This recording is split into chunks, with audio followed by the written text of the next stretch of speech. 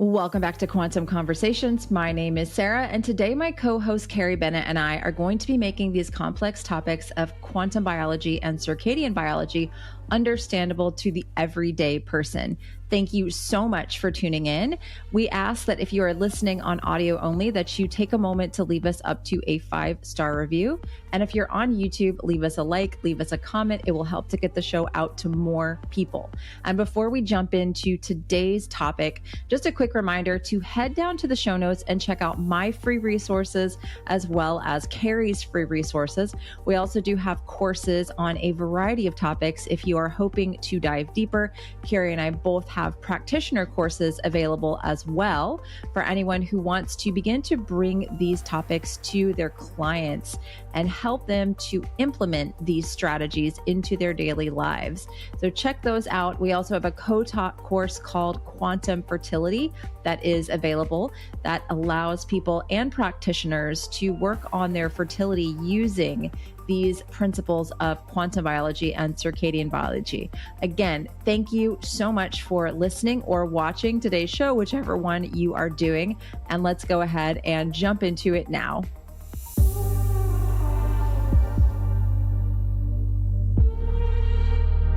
Hello, everyone. Welcome to Quantum Conversations. We are going to talk about shifting into fall and winter, and in particular, red light therapy, because that's a question we get a lot of. How do we do different red light therapy methods in the winter versus summer? So we're going to talk about it. Let's do it. So for people who don't know what red light therapy is, right? It's you actually getting red light therapy panels, right? So Sarah will hold up the one that we both have from Bon Charge. It's these panels that actually, this is a question, right? I get all the time. Well, they'll say, the question is, well, I heard that you keep on saying that LED lights are bad. Oh, right. One. But look at these red light therapy panels have LEDs on them. So let's go there first. Let's kind of maybe answer that question that we get all the time. I love that. Okay. Before we get into that, because this is going to be coming out on Friday, September something or other, before 20th, before the fall. 13th? I don't know. No, it'll be this Friday, the 13th. 13th. Oh, God bless. Okay. So it's going to be bad luck if you don't participate in one of these challenges. Just kidding. Just kidding. Carrie and I are both doing challenges for fall equinox. Carrie's got a $15 challenge. It's 10 days of emails? 15 days of emails on prepping your body for winter, right? So and these are, okay, because people know me, I can be lengthy, right? I could talk for hours about this stuff, but these emails are meant for the busy person who these emails are videos are 5 to 10 minutes in length. And it's all about how to get your body both prepared for winter to handle the cold, the darkness, just the change in maybe activity level that we would desire in the winter. So how to get your body prepped for it, but why we can use these changes that we feel and experience during winter, why these can be healing and how we can maximize healing in the winter. And so I do have a little video on red light therapy, sauna, staying hydrated, melatonin, cold plunging or other ways to utilize cold. So it's just a great way to experience winter differently. A huge success when I ran this challenge last year. People really felt like they experienced winter with a different mindset and in a better way than they had previously. So it's a fun challenge that I'm running starting on the fall equinox. So it's Monday the 23rd. It starts. Mine starts on the 22nd. So you have to actually Sunday sign up by the 22nd. Exactly. Okay, cool. And then I'm doing a leptin reset fall equinox challenge. It'll start on the 23rd. And I just added into my leptin reset program a seasonal eating course. It's 25 minutes long. It's got, oh gosh, how long is that PDF? It's probably 15 pages, full color PDF about eating seasonally. I have about, 25 different resources in there to help you locate foods seasonally, no matter where you are on the globe. So I've got international resources, understanding fall foods, winter foods, summer foods, spring foods, and how to do that, even if you live in a food desert, because I know there are some places you can't even work with a farmer. So how we work around that. I'm offering that if people don't want to get the leptin reset course, it's in there. It's also in my nutrition course for $5. So I'll put a link in the show notes as well. It's $5 for that whole entire little mini course. And it's Wow, already in my, great. yeah.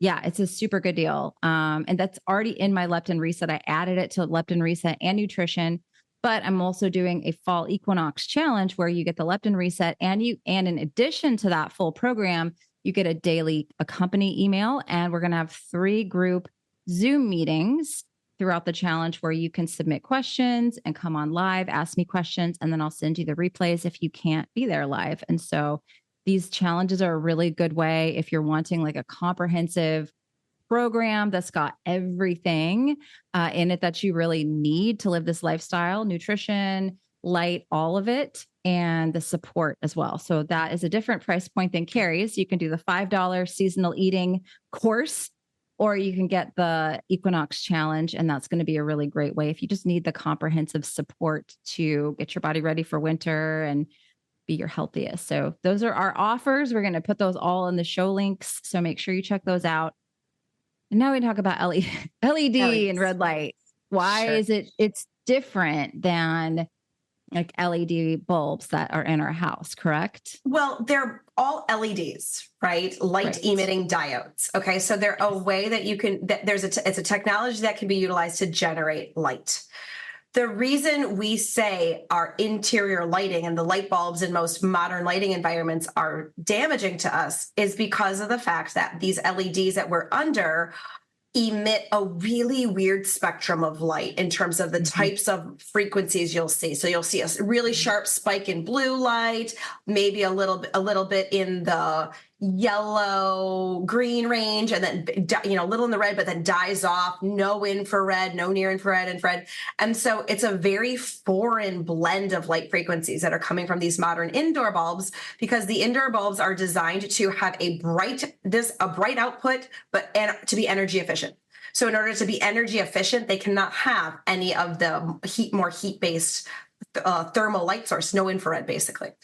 And those, if we're under those all day long, they'll flicker, right? So they flicker, they don't ever change, and they're blue light dominant. So really, if we're looking to key in and set our circadian rhythm, which tunes in to the changing amount of blue light in our environment, and all of a sudden we're stuck in an environment where it's zombie land and there's only one signal of blue that's never changing, you can imagine how chaotic that is, or confusing that is to our body understanding what time of day it is.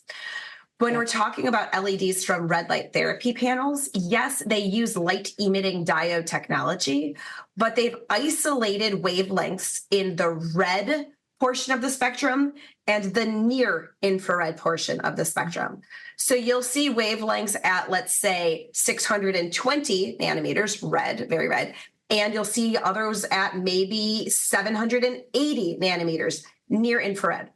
These are targeted wavelengths that are therapeutic in nature. So you're not designed to be putting yourself in front of red light therapy panels all day long.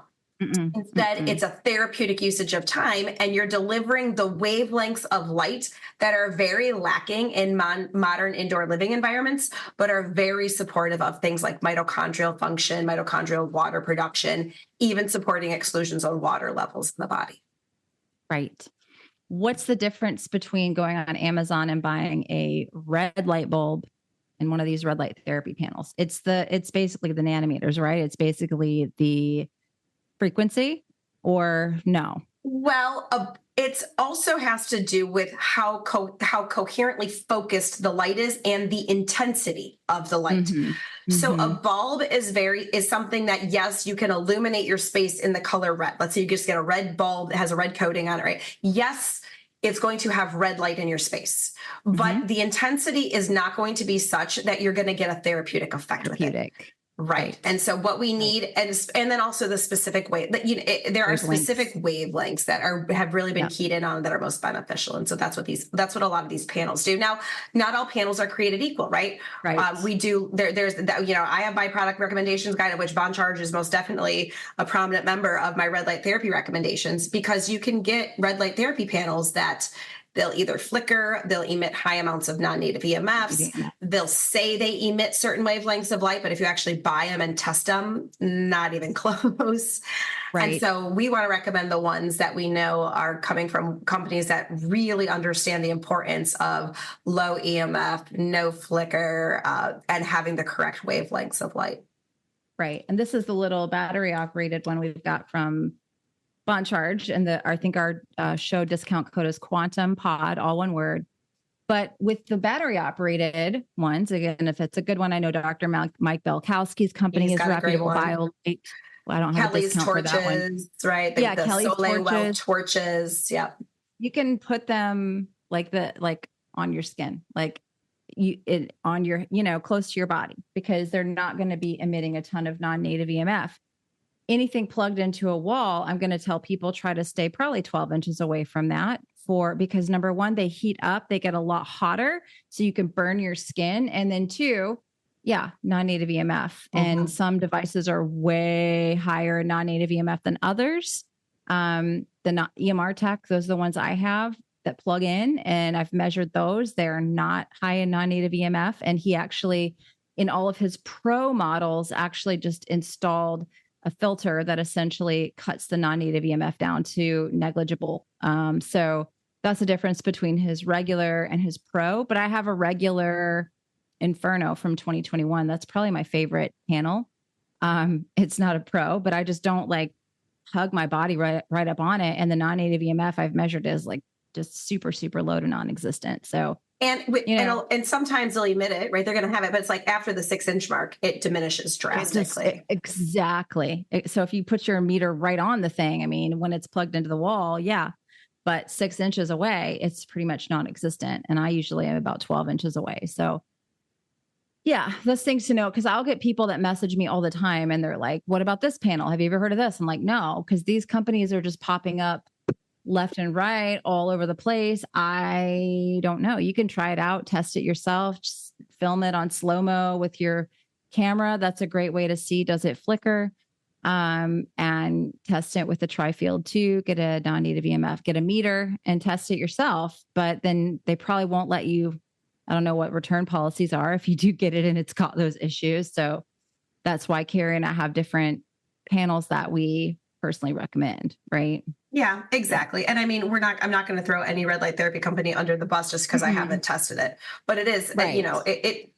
Unfortunately, there are ones that I have tested that do not, they're subpar in my opinion. And so, I've seen people back before, I think red light therapy, most people knew about it. I would see influencers doing reels on them. And the thing was flashing, flickering in the background. There was a friend, she's a friend of mine. I'm not going to name her name, but she was doing a reel on red light therapy. And the thing was just flickering crazy. Probably Juve. It was probably, I shouldn't name that name. Beep, delete, cancel. It was, but my bad. I don't know. Maybe since then they've done something. They may have improved their technology, but this was back in 2021 when I was just getting into red light and I was trying to understand what to look for in a panel. And then I saw that on Instagram and I was like, ooh, that's not good. I don't think she knows that's not good. Not going to be therapeutic if your brain has to deal with all that flickering. And anywho. So that's the whole LED story, right? Basically, in a nutshell, in terms of why we can safely use LED in therapeutic ways in devices like this. Yeah, because I'll get messages at least, anytime I post about red light therapy. Oh, I'm not. And if I talk about EMR Tech, which is the one I was just talking about, and I think my code there is Sarah 20. But I'm not going to use that panel. It uses LED. I'm not going to use that. I'll get those comments, and I'm like, okay. Incorrect, but that's not how it works. Tough to find a red light therapy panel without LED technology. Right. Exactly. Yeah. Well, and so there's a difference, right? Because this is a whole nother topic, right? But some people also say, well, there's a specific brand, right? I won't necessarily name names, but they use heat-based bulbs in an enclosure and it can definitely generate a good sweat, but that's also not red light therapy. You cannot use an incandescent heat bulb and have the same impact as red light therapy, right? Talk about in terms of like when we're talking about the bulbs in a room, an LED in a room, it's about how kind of organized the light is. It's called coherence, how organized that light is. LED lights, I mean, in a laser, that's the most coherent, right? You got a laser shine at something, very, very penetrating, coherent light. Whereas these red light therapy panels, the good ones, have coherent LEDs in their little bulbs, right? That's very organized light. A bulb that is LED, less coherent, right? So, but an incandescent bulb is very, it's not going to have the same kind of laser directed effect. And so we love incandescent bulbs. Don't get me wrong. They can be great for things like just a regular incandescent bulb, you being the illumination you use at night to, to on your table lamp or something. Those heat-based lamps, I used them in my office back in the day when I was in a very cold, drafty building, and to add more infrared into my environment, but it's not the same as photobiomodulation or red light therapy. Right. And then another thing to talk about that I don't think people know, and I had to like tell my brother-in-law this because the sauna that I use, I love my sauna. It's a Sunlighten. I think my code there is Sarah K. Like you can pretty much guess all my codes everywhere as I'm trying to make it Sarah K most of the time. Yeah, but Carrie B. Wellness. I love my infrared sauna. It's awesome. We use it all the time. But they have an option to add red light panels into the sauna. And my brother-in-law did that because he wanted to have the nicest thing. They talked him into it. And I was like, don't use the sauna and the red light therapy panels at the same time, because you can negate some of the benefits of red light therapy if your body temperature is too elevated. That's, I think, Dr. Praveen Irani, Dr. Belkowski had him on his show to do a whole episode on this, but combining sauna and red light therapy can negate some of the mitochondrial benefits from what I understood from that episode. So if you're going to, I don't know how you feel about this, Carrie, but if go ahead. I was just gonna say, well, it's like this idea that technically red light therapy is best when it's directly on the skin. And the reason being is because of the fact that there's competitive wavelengths in one's environment, unless you're doing it in complete darkness. So, if you can actually direct those wavelengths, without competition, if you will, to a given tissue. So even if there's an infrared heat-based source, that's still light. We just can't see that light, but it is light. So that's also competition as well in there. So I would always say, if you can do red light therapy, one of the best ways to do is find a way to directly put it directly onto your skin, which is why we love these Bone Charge minis. But then also at the same time, use it in a space where you're not necessarily like, oh, in front of a bright window, let me do my red light therapy. Like mine's tucked into a darker corner over here. Same. Yeah. So. Yeah. I always try to do mine in the dark because people are like, oh, do I have to turn the lights off to do red light therapy? I'm like, you don't have to, but it's best if you can be in a dark room, and that's why I'll do sauna. Then I get in my cold plunge, and then I'll do my red light therapy panel if I'm going to do the panel. Like I try not to go, have all the infrared going and get all hot and sweaty and then stand in front of red light therapy, because they can kind of bring down some of the benefits of that. So it's an thing you might be talked into, like my brother-in-law. I was like, I should have told you before you talk to the salesperson to not do that, but just do it separate. Like we'll say it's not harmful. I'm not going to say it's going to harm. It's not harmful. It's not going to hurt anything. You're just not going to get all these, the same type of benefit that you would if you did isolated red light therapy. Now, if you had a heat tolerant, like the Bone Charge, a heat tolerant battery operated one, would I, or maybe at the beginning of a sauna, could you put that right on your, like right on my abdomen at the start? Yeah. Totally. That might actually work. Or Kelly's Torch. Kelly's Torch. Oh yeah, totally. I'm so obsessed with that thing. Like we don't have any sponsorship with Kelly, but no, I still talk about it because I love it. Same. It's a phenomenal product. I've got my kids using it on so many different ways. It's fabulous. Yeah. So, I use it all the time too. I use it all the time too. Like I was like dealing with like a little. Oh, that's right. We were talking about that off camera a couple of weeks ago. Yeah. Yeah. I was like worried because my lymph nodes were kind of like giving me trouble. And if I went and got an ultrasound to get it checked out, all that stuff, just to be safe. Cause my mom had non-Hodgkin's lymphoma when she was just a little bit younger than me, but our health, the way I take care of myself and the way she took care of herself, totally different in every aspect. So kind of wasn't worried, but I went and got checked anyway. But I would take the torch and like light it up and like just put it under my armpit and like just walk around the house, and all the swelling totally gone. And it wasn't severe swelling. It's just like, I'm so in tune with my body. Like I can feel when something is like the little slightest bit off. And yeah, Yes. I would put the torch under. My husband's like, what are you doing? Cause I'd have this like glowing red. I'm like, don't just, it's fine. Maybe people can hear my voice. You know, I was telling Sarah before we started recording, that I completely lost my voice this weekend, and I had that torch. Same thing, right? My mouth. I'm like, yeah, totally. Oh yeah, absolutely. Yeah. Absolutely. And I really think, because the next day after I had done that, the next day, my kids are like, oh my gosh, you could actually talk. And I'm like, yeah, I know. Amazing.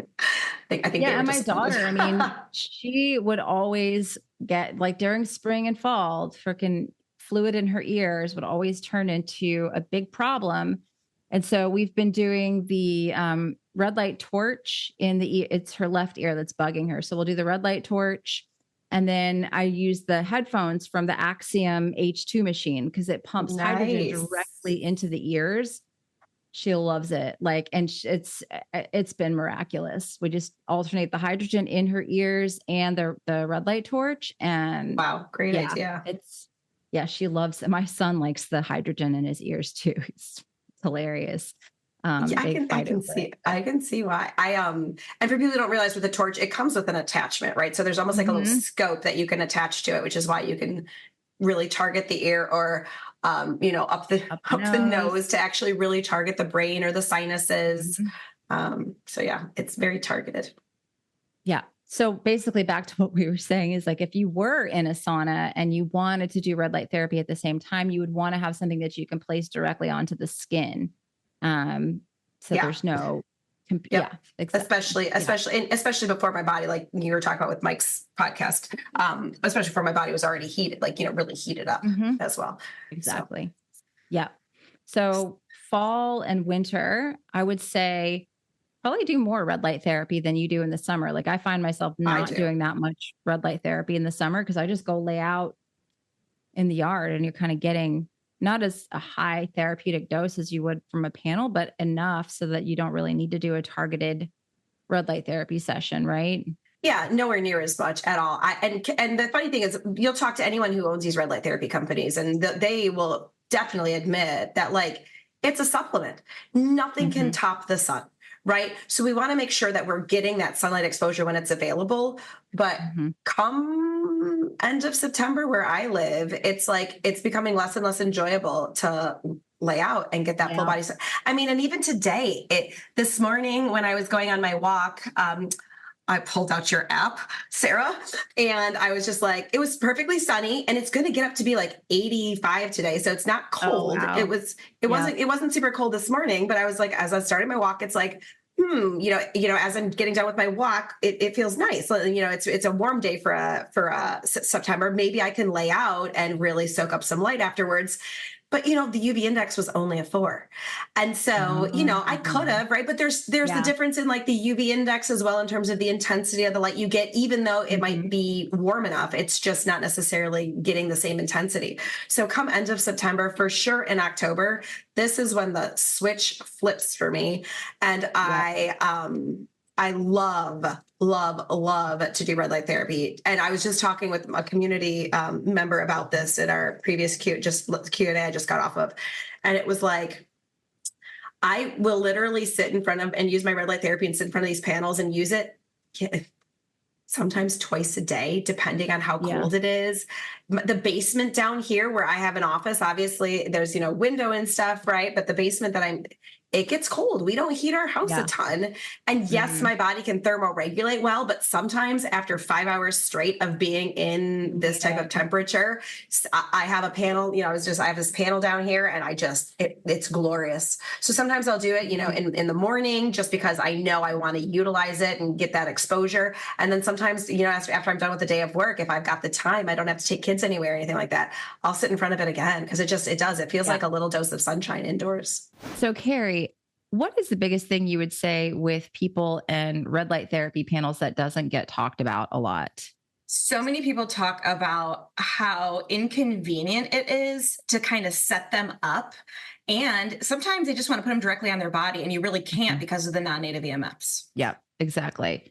That is why we are both so excited that we have these little battery operated bond charge panels. You can put them right here on your skin, and you're not going to be getting all that non-native EMF. You can set it up for your kids, put it right next to them, and you don't have to set them up in front of a big panel and make them sit 6 to 12 inches away, right? Yeah. So like when my kids have stomach aches or things, that is my go-to. I pull out that panel, I lift up the shirt, I just set it on them, and they could still be reading, coloring, doing what they're doing, while at the same time getting the red light therapy, like you said, in a very kid-friendly way. Yeah. I've seen a lot of parents just even put them up on the ear when they have ear infections, earaches. It is just I'm just doing it here on my ear right now. It feels so good. So these are absolutely fantastic. You can use the code QuantumPod, all one word. There'll be a link down in the show notes to save on yours. And these are from Bond Charge. So if you are someone who just wants the convenience of a red light therapy panel, doesn't want to worry about non-native EMF, you can just put it right on your skin and get skin healing benefits, as well as infrared that can penetrate through and actually provide some mitochondrial support as well. These are absolutely fantastic. So check the link out down in the show notes and use the code QuantumPod to save on yours. Oh yeah. I'm the same way with winter time, because I use it definitely a lot more in the winter and sometimes often.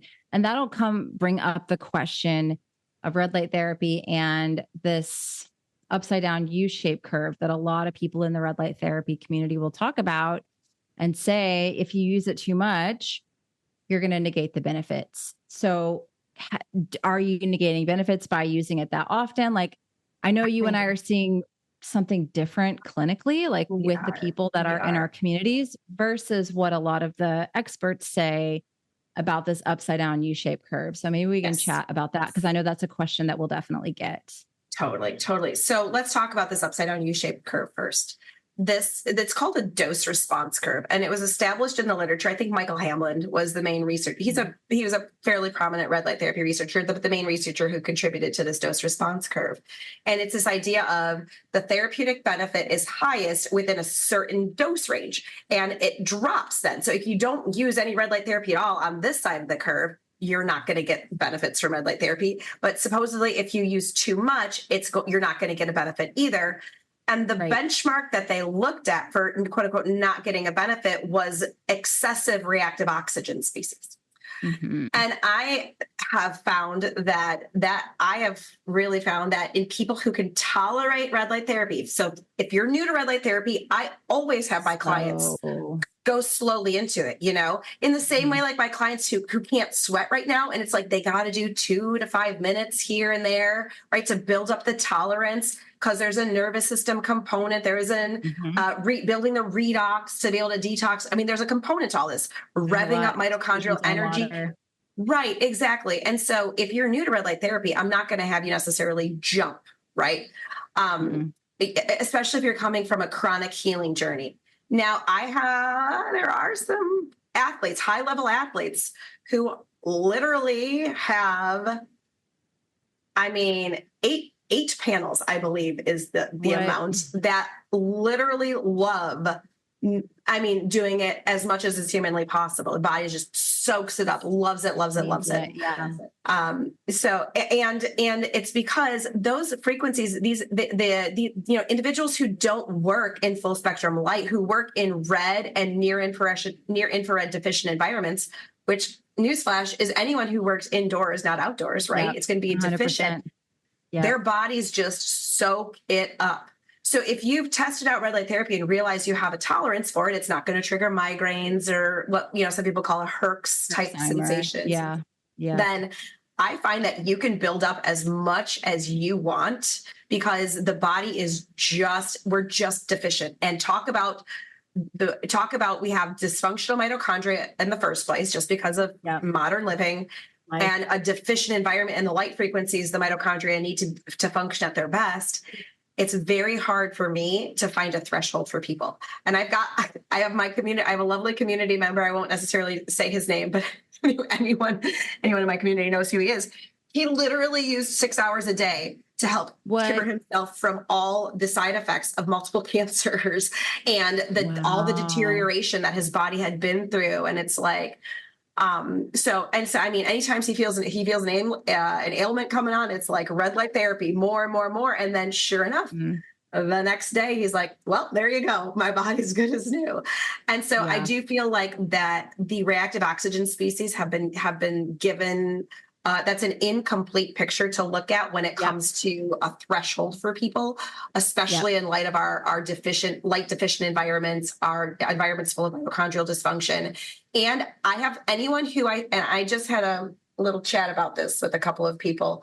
Anyone who is worried about excessive red light therapy because of the reactive oxygen species, I just have them do molecular hydrogen in conjunction with it. And we could talk about how that synergy could work to allay that concern. So at the same time, you'd have them drink hydrogen water or do 30 minutes before. Oh, okay. 30 minutes before, right? Because when you look at the research, either that's Tyler's done or has been done, from other people, after hydrogen, either inhalation or hydrogen, a lot of these are hydrogen-rich water. There's all of a sudden at the 30-minute mark, you start to see exhalations, right? So it's like the body saturates itself within that 30-minute time frame. Really, within minutes, I think it starts, right? But I would say to be on the safe side, 30 minutes prior to it, and then we know that molecular hydrogen. And if anyone wants to go listen to our conversation with Tyler, who is the head of the Molecular Hydrogen Institute, you should go listen to that one, because what he thoroughly explained, but I'll try to do a decent job here briefly, is that hydrogen acts as a reactive oxygen species adaptogen. Meaning if there's excessive amounts of some of them, it brings them to a normal level. And if there's actually too little of others, it brings them to a normal level, right? We need appropriate reactive oxygen species because it's a signaling. Yeah, it's a biophoton that signals.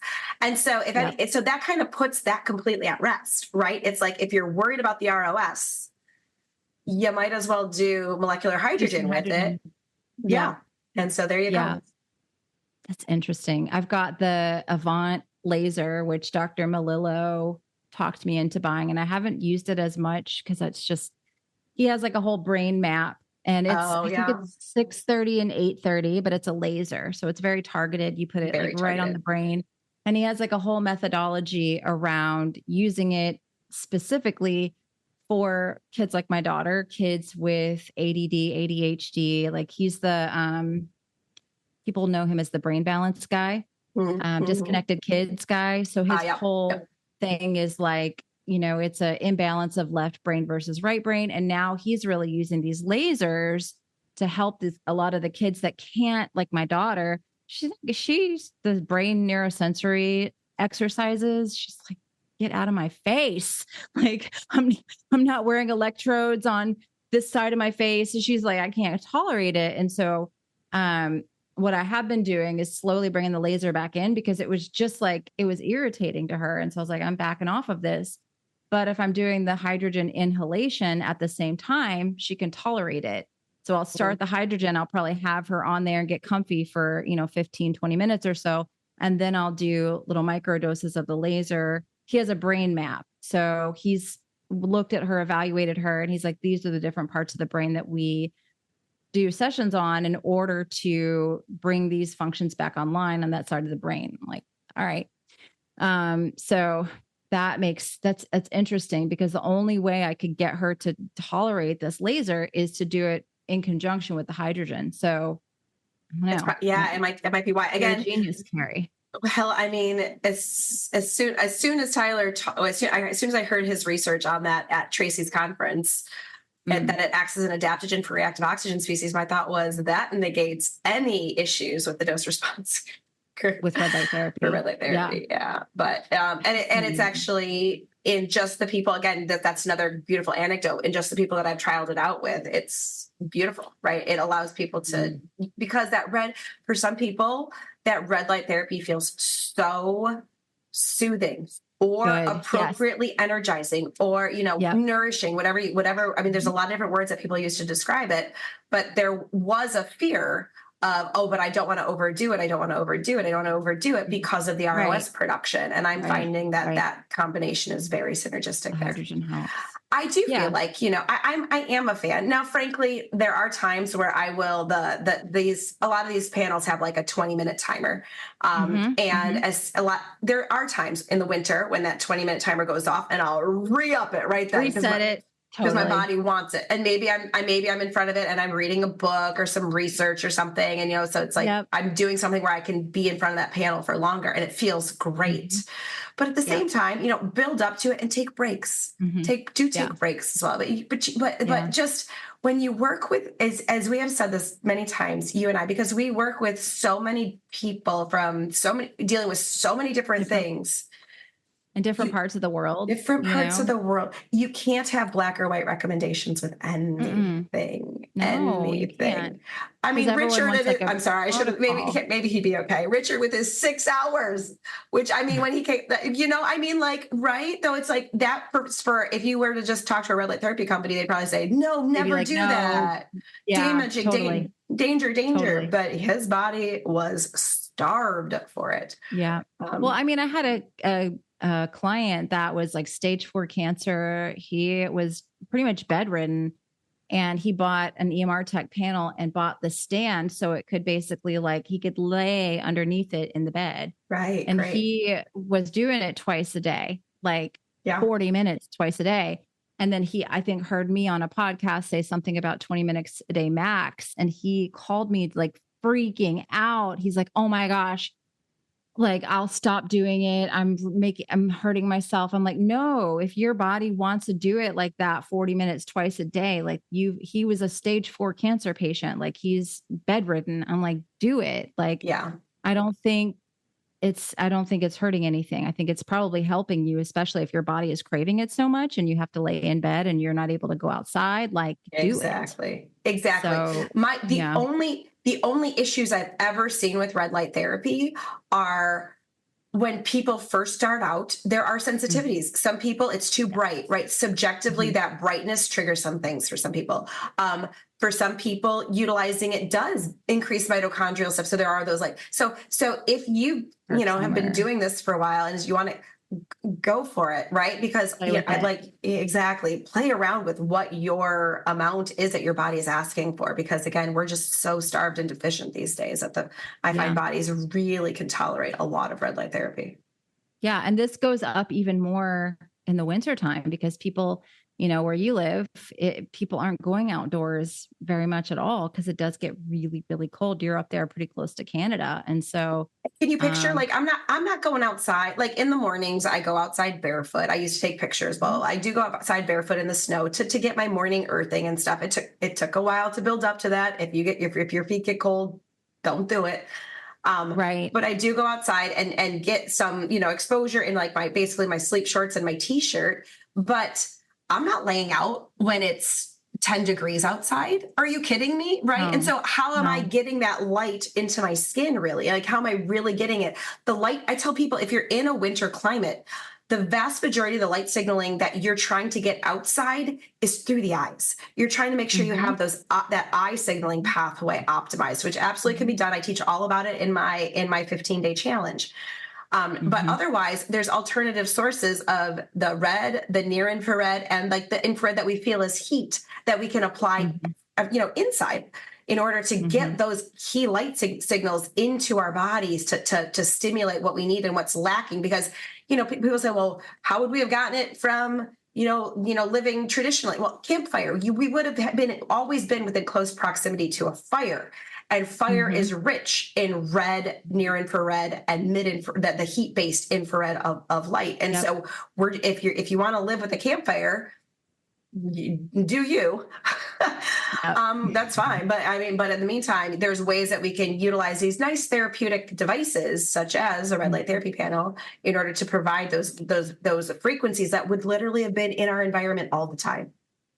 Yeah, exactly. And I mean, the light bulb wasn't even invented to the extent that it is with no infrared until fairly recently. We started stripping all the infrared out of the bulbs indoors. So now it's like some places you can't even get them anymore. So we don't realize how much our modern environments have changed. And then we're pumping in a lot more non-native EMF because everything is a smart device. So we've got Bluetooth everywhere. That's very dehydrating to the mitochondria. There's a lot that we put in our homes that we think that they're convenience, but they're actually taxing the body at the level of the mitochondria. So that is why we have to be more strategic when it comes to living in an indoor environment. We want to try to limit how many LED, regular LED fluorescent bulbs that we use. I really don't use overhead lights in my house. None. I'll have panels on the floor, or I've got all these little lamps. I love those incandescent bulbs. So I get those around the house. We have one stupid bathroom light fixture that has those tiny little ones. Like they looks like an actual, but so it's the next one on my list to be like, we got to get rid of that. Change it out. Yeah. No one really turns on the overhead lights here. It's just, we just don't do it.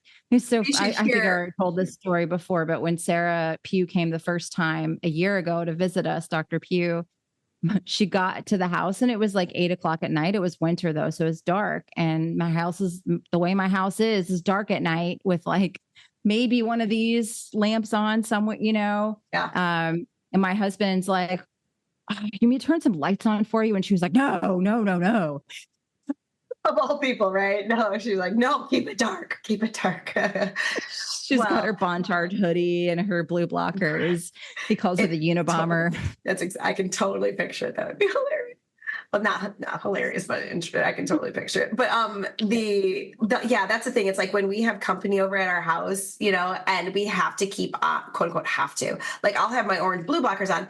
We do have an obnoxiously bright kitchen light. Obnoxiously bright, but we've got tiny, we have a little tiny, anyways, we don't use it. We don't ever, and again, the house is dark when it's dark. We're just all used to it. Yeah. But when people are over and like all of a sudden the kids will be like, come into the kitchen. My son, my youngest will be like, whoa. He's like, why is that light on? Turn it off. Because it's like, they know it just doesn't feel good. It's like, it's getting dark out. That does not feel healthy to have that light on, but he's so cute. He's always just like, oh, or if someone accidentally flips on like one of the bright lights, too early in the morning, it'll be the same thing. Oh, it's so cute. So cute. Yeah, my daughter will do it every now and then because she'll get a reaction out of me and she thinks it's hilarious. I'm like, not funny. Yeah. Teenage daughters, messing with But you can't mom. help to react because it's visceral. It's like anytime that light gets turned on and I'm always like, oh. Yeah. I think one other thing we should talk about in this episode is, and I did a post on this recently, is like doing red light therapy treatments too close to bed. Or too early in the morning. Or too early in the morning. Yeah. Like both of those things can impact your hormones, right? And your desire to sleep or wake. It does something, I find it does something called phase shifting your circadian rhythm. And what I mean by that is like, let's say that the example I give cortisol. Right. It's because of the brightness, right? The brightness of the light can stimulate the brain to thinking it's later in the day or it's in the middle of the day, if you will. And so that's going to dysregulate when your body releases cortisol. And so what I see happen, I've seen this happen in a handful of times in clinical practice where it's like the mom that wakes up who wants to do red light therapy before the kids wake up, and so she's waking up at like 6:00 in the morning and doing red light therapy and just to get it done with, get on with it. But then all of a sudden she starts waking up at 5. And then, Mm-hmm. and then at 5, then she doesn't realize why she's waking up at 5. So she'll start doing red light therapy at 5. And then all of a sudden she'll start waking up at 4. Right. Yep. And so that brightness is actually telling it, she's setting a circadian signal, a zeitgeber, a time giver based on the brightness exposure. That's basically telling her brain it's later on. It's more later in the afternoon or later in the morning because of the brightness. And so the body's saying, well, we got to wake up to, in the appropriate comparison, because why are we waking up so late in the morning, right? Why are we got to wake up earlier? And so it's shifting her circadian wake time, her body's desire to wake up earlier and earlier. Similar, we'll see that in the evening. Exercise, I've also seen do that as well. Yes, exactly. Yeah. And there's some studies that show it's the brightness of the red light therapy, even though it's red, and that's going to be the most circadian friendly, but bright light that's red, even that can disrupt pineal melatonin production, because we need that 4 hours of darkness in order for the pineal gland to start making the pineal melatonin that we make when we sleep. And so that's the issue that I have with people doing the red light therapy at night. And they're like, oh, but I read that red light therapy helps you to make melatonin. And I'm like, different. Not pineal, different. It's subcellular melatonin that you're making. That's what we make in response to infrared, but not the brightness pineal. Is going to tell your pineal gland to actually suppress melatonin. So the solution, an alternative, suggestion for these individuals would be, don't turn the red on, just use the near infrared. So on all panels, and you can, people would be able to see with the bond charge, but on all panels, there's typically a switch that allows you just to toggle on the red light. So let's show what it looks like just to have the red. See, this is the infrared. You can't even see it. Right. Because it's not, there Barely. You go. It's not visible to the human eye. So there's no brightness you have to worry about, even though it's actually emitting. Bam. There's the red. Show the infrared again, because I might have been talking. So show just the infrared. You can barely see anything. That's the near infrared. And so that's the best option. If you need to do it, because we understand busy schedules, if you need to do it, you have to just get the benefits of the near infrared, of which there are plenty. Tons, that penetrates the deepest into the body. The red is more surface level for skin, collagen production. The near infrared is what really penetrates deep into the tissues and provides a lot of like deep mitochondrial benefits, cellular water production, melatonin. Exactly. So I say the same thing. And if I use my red light therapy panel to illuminate the house, even at night, because on a big panel, it's a lot brighter than what this little bond charge is, then I just turn on the near infrared on my EMR tech, and I just have that on the floor to, like, if I'm going to take a hot bath, I'll usually have that on so I can at least like see around my bathroom and bedroom at night. It's still pretty bright, but like I'm not doing it on my body, and I'm just using the near infrared. So that's another thing you could do. And then you got to experiment, because everybody everyone's different. And the other thing is, you can wear the green glass, like wear the protective lenses, the goggles that come with it. That will really take away a lot of the brightness. So it's another one you can do. Also with that little bond charge mini, we'll take that traveling, right? Because it's a phenomenal way, like to do exactly what you just said, to kind of light up the space. But it's not, that one's not bright enough where you have to just do the near infrared. I found you can do the whole thing, but just angle it away, like angle it into a corner away from you. So you're not getting the brightness, but it's a great way to take it with you to illuminate a space where you don't want to change light bulbs in the hotel room. I actually keep this on my nightstand next to my bed in case I have to like get up in the night, and like I'll just turn it on and use it as a little flashlight if I can't see. Same.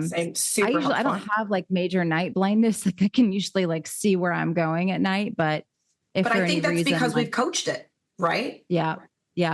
But but do what feels safe. Please do what feels within the realm of your safety. Please. Yeah. That's the thing. We give a lot of, recommendations here, but we always hope that people understand none of this is medical advice, and then just like use your own intuition as well. Because nobody can go into your body and live your life and actually know what's right and wrong for you. And we can't have a full conversation with you in this podcast. So your intuition is always better than advice on the internet. Always. Yep. Yeah. Yeah. Awesome. Well, yeah, I feel like that's pretty much covered red light therapy. We obviously think it's better to use a little bit more in the fall and winter.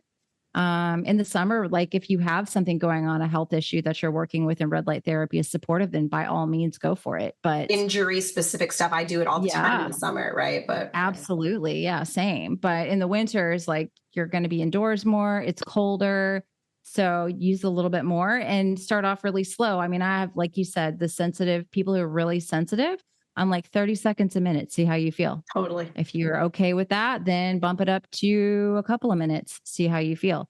Just go in these small increments and don't feel like you have to get to a specific place by a specific time. Just go by your intuition and your feel, Yep. Totally. Awesome. And then, yeah, if you want more help, we've got Carrie's fall challenge that starts on September 22nd. You can get my $5 seasonal eating course, which is going to be $47, but it's $5 right now. Or join my leptin reset equinox challenge and get the 3 Zoom calls and the program and all the stuff and all the support and the daily emails. Would love to have you. And yeah, we'll talk to everybody on the next episode.